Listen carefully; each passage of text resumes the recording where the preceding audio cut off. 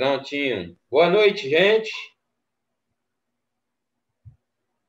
Boa noite. Ou eu estou falando com fantasma? Boa noite. Boa noite. Opa! Boa noite, Adão. Prontinho. Vamos começar a aula de hoje. Hoje nós vamos falar sobre manejo nutricional na suinocultura, certo? Bom, em alguns empreendimentos eu tenho discutido e tocado muito nesse assunto para nós darmos ênfase no manejo nutricional adequado, seja para a suinocultura, caprino e ovinocultura, bovinocultura ou aves de postura de corte. Pois a rentabilidade do empreendimento, seja ele qualquer que seja, da cadeia da pecuária, está diretamente ligado a um adequado manejo nutricional. E o manejo nutricional tem um impacto forte na minha rentabilidade, ou seja, no meu sucesso, no meu lucro ou prejuízo, pois ele responde a, em média, aí, coisa de 60% a 70% do meu custo de produção. E quando eu faço manejo nutricional de forma inadequada, toda essa relação, todo esse equilíbrio entre lucro e prejuízo estará severamente, prejudicado. Por isso que nós do Serforte desenvolvemos aí para vocês algumas planilhas de balanceamento de dietas para caprinos, ovinos, bovinos, suínos e aves de postura. Essa planilha, ela substitui com eficiência as duas regras básicas que nós técnicos e zootecnistas utilizamos para balancear a dieta desses animais, que são o quadrado de Pearson e o método da tentativa. Porque a planilha ela foi moldada, essas planilhas elas foram moldadas, certo? De tal modo a permitir não somente a balancear ração, mas sim para balancear dieta. Pois, no caso de bovinocultura, caprinos e ovinos, nós consideramos também o tipo de pasto de volumoso que o animal está tendo acesso, coisa que os outros métodos de balanceamento de ração não consideram, tá ok? Mas hoje vamos falar especificamente da cadeia produtiva da suinocultura, que tem sido motivo de queixa de muitos produtores por dizerem que não consegue ganhar dinheiro com suínos porque não tem o custo da alimentação é caro, não tem alimentos disponíveis para fornecer para os seus animais. Gessé já chegou aí. E essa planilha nossa considera também, para reduzir os custos na produção de alimentos, essa planilha nossa desenvolvida pelo CEFOR, que considera, o tipo de alimentos alternativos que eu tenho na minha propriedade, para poder proporcionar uma redução nos custos de produção da minha cadeia produtiva, da minha alimentação, da alimentação que eu vou fornecer aos meus animais, certo? Mas antes de falar sobre manejo nutricional, nós precisamos um pouco falar sobre a origem dos suínos, sobre a origem da suinocultura e como a suinocultura se desenvolveu ao longo dos anos, certo? Eu vou compartilhar aí minha tela com vocês para que possamos dar início à apresentação. Ô, Léo, a tela está aparecendo aí? Confere aí, por favor. Tá sim, acabou de aparecer aqui, Adão. Tudo certinho. E o áudio tá ok, né? Tá ótimo. Pronto, beleza. Bom, gente, então, voltando ao assunto, certo? Suinocultura, manejo nutricional. É o tema da nossa aula de hoje, aqui nesse nosso encontro comunitário, certo? E E os tópicos que vamos tratar hoje, na aula de hoje, tá? Evolução dos suínos, melhoramento genético versus modificação genética. Precisamos esclarecer essa dúvida, né? Pois há muito mito acerca dos animais com elevado potencial de ganho de peso e conversão alimentar, tá ok? Vamos falar sobre as raças mais criadas no Brasil, tanto raças estrangeiras como raças nacionais. Bioclimatologia e bem-estar animal, que nada mais é do que o estudo do clima, né, para a vida, ou seja, estudo do clima para a vida, para proporcionar uma qualidade de vida para os animais criados economicamente, explorados de forma econômica.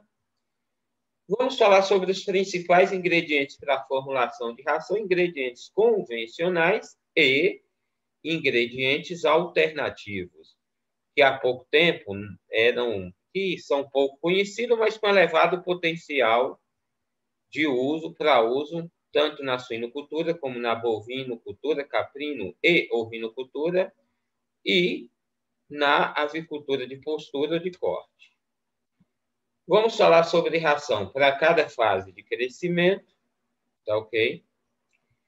Vamos falar sobre o consumo previsto de ração em cada fase de desenvolvimento dos suínos, tá?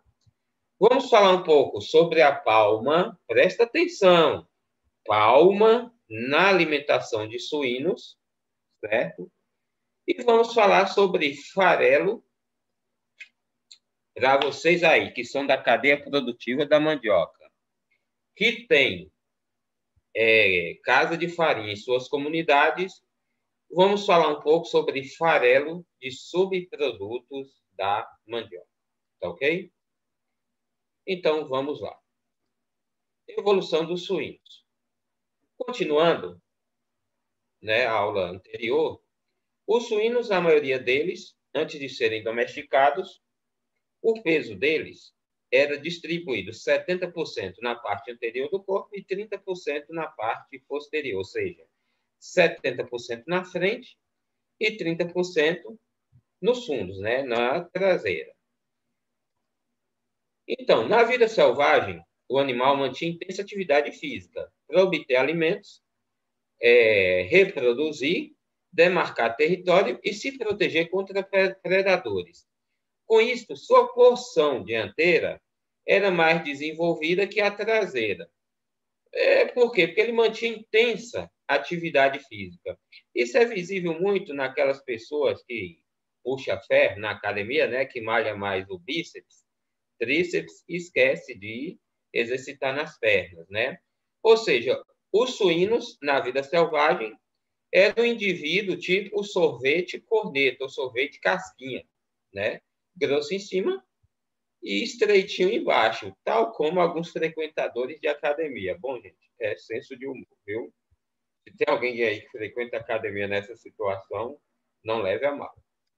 Bom, com a domesticação, certo? O que aconteceu? Com a domesticação, obtendo alimentos sem esforço e protegido de predadores, os suínos equilibraram proporcionalmente o peso corporal entre dianteiro e traseiro, ou seja, entre a frente e atrás. E também houve uma seleção, os seres humanos, mesmo que de forma rústica, fizeram a seleção para animais, né, produzir animais com elevado teor de gordura, com elevada deposição de gordura na forma de toucinho. Por quê? Porque a gordura utilizada antigamente no Oriente Médio era utilizado o azeite, né, da oliveira, né? Mas em grande parte da Europa e nos países do Novo Mundo, quando eu falo Novo Mundo, eu falo da América do Sul, Central e do Norte, né? Esse suíno foi criado para a produção de gordura, de óleo, para utilização no cozimento de alimentos, fritura, etc. Porque até então ainda não era difundida a cultura do uso do óleo de soja e de alguns outros óleos muito pouco, certo? sendo o suíno uma das principais fontes para fornecimento de gordura. Ok? Olha, engraçado como a história dá voltas. Depois eu vou falar sobre isso. Tá? E, a partir de certo momento, por exigência do mercado e por preferir um animal com pouca gordura e com maior deposição de peso na porção, na parte traseira, na porção posterior, os animais foram selecionados, né, para isso, e desse modo 30% do seu peso ficou equilibrado na dianteira e 70% na traseira. Por quê? Porque os cortes mais nobres, como o pernil, ali um pouquinho do lombo, etc., se concentram justamente nessa metade posterior, tá ok? Principalmente pernil, etc.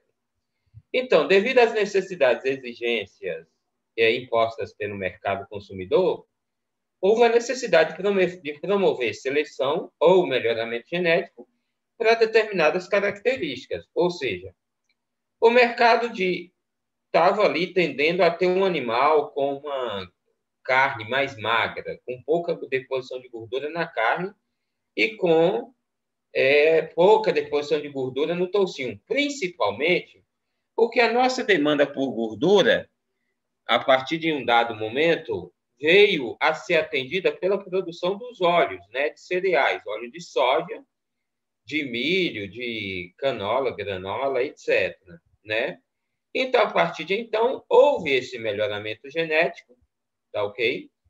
Para a produção de cortes mais nobres, sendo esses concentrados na porção posterior, na porção traseira, tá ok?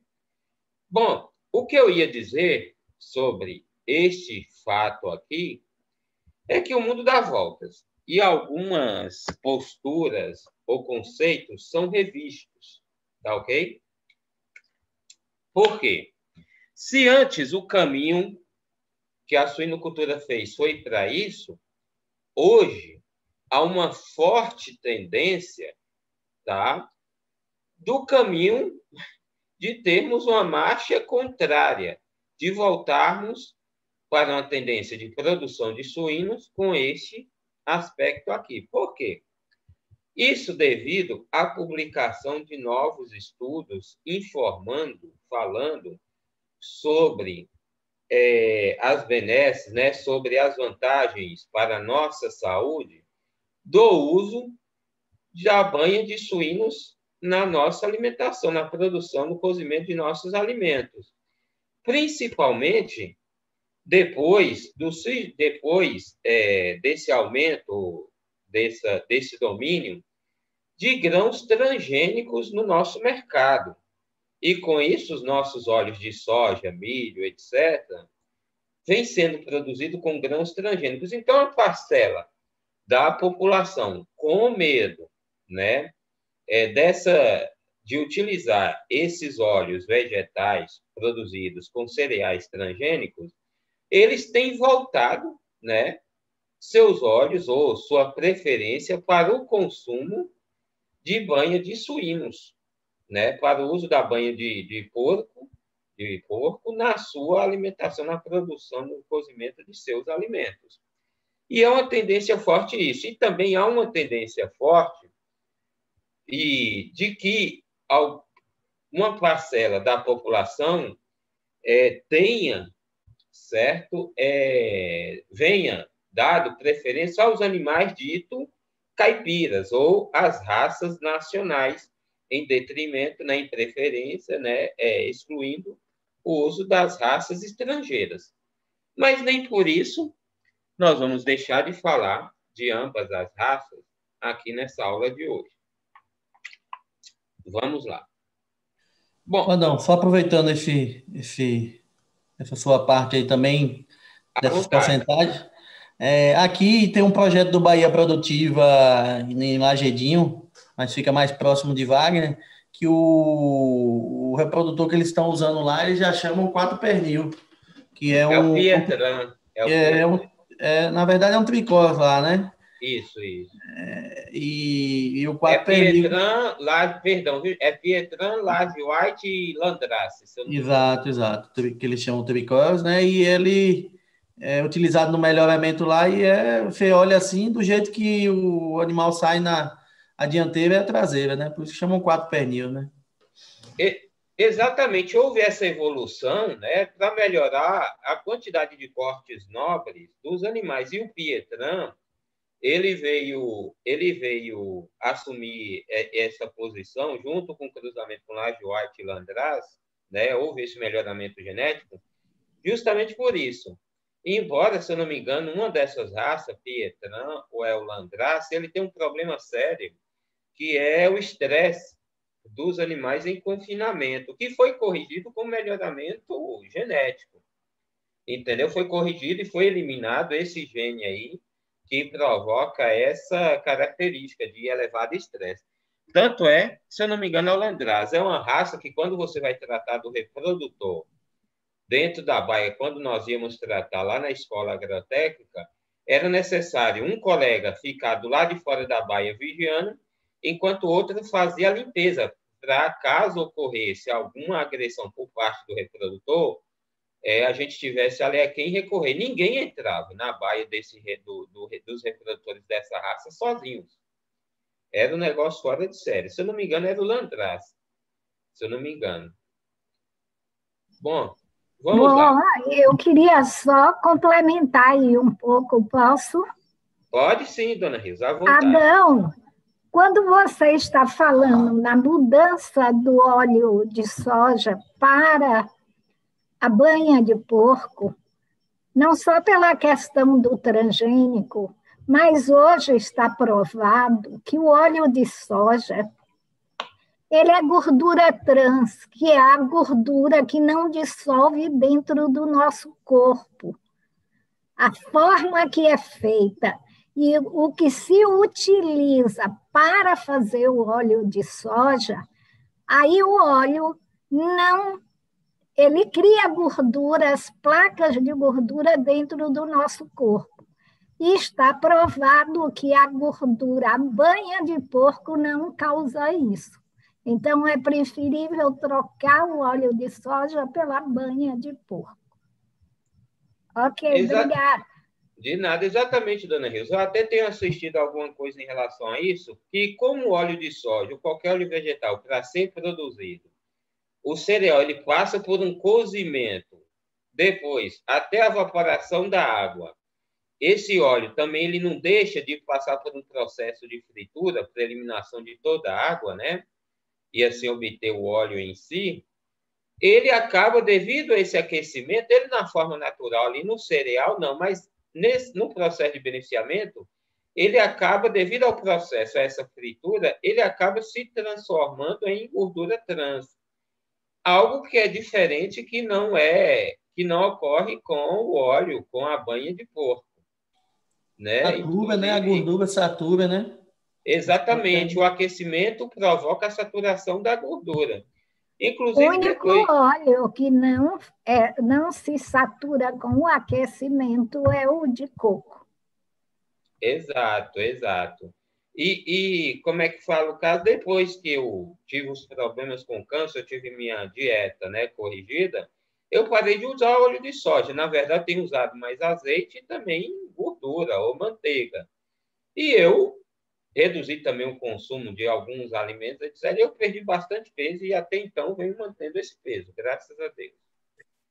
Bom, gente, vamos lá. Melhoramento genético versus modificação genética. Depois aí, nesse assunto, Gessé, se você quiser fazer um apanhado também, será bem-vindo, caso eu deixe escapar algo que você queira complementar. Bom, vamos ao conceito de melhoramento genético. O melhoramento genético é um conjunto de técnicas de biologia molecular e... Até a distância é uma adaptação das atividades de assistência técnica e extensão rural do Bahia Produtiva. Projeto do Governo do Estado da Bahia por meio da Secretaria de Desenvolvimento Rural do Estado da Bahia, executado pela CA, Companhia de Desenvolvimento e Ação Regional, com recursos provenientes de acordo de empréstimo com o Banco Mundial.